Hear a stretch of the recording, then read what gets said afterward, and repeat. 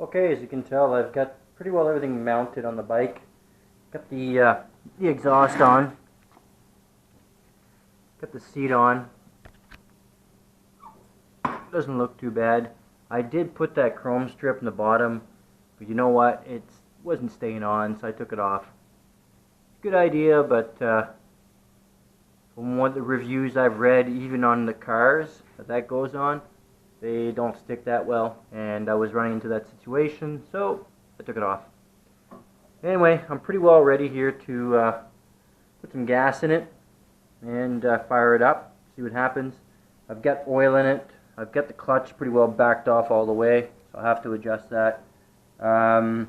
Chains adjusted. Got a battery for it right here.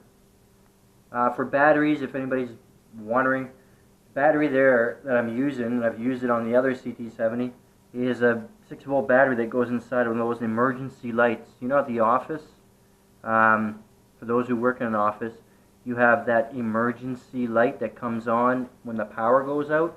Well, that light operates by a 6-volt battery, and so that's what I bought. These ones right here. So they seem to work fine. Really, a ct70, the battery, really what it is a voltage regulator more than anything else. So it works for me. I don't know if it'll work for anybody else if they like that idea, but anyway.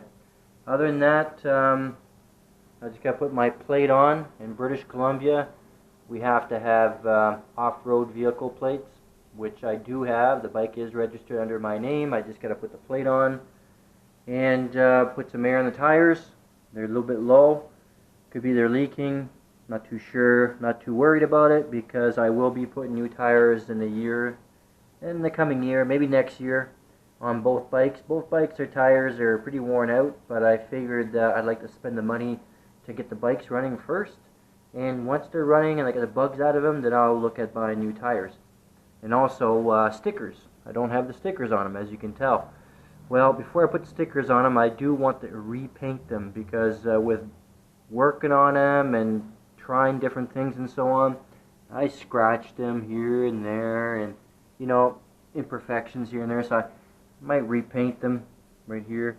A lot easier to repaint the bike without the stickers than with the stickers. So, but anyway, I'm not in a hurry with the stickers. I may or may not put them on, and I may or may not give it a paint job. It's not really high in my priority list.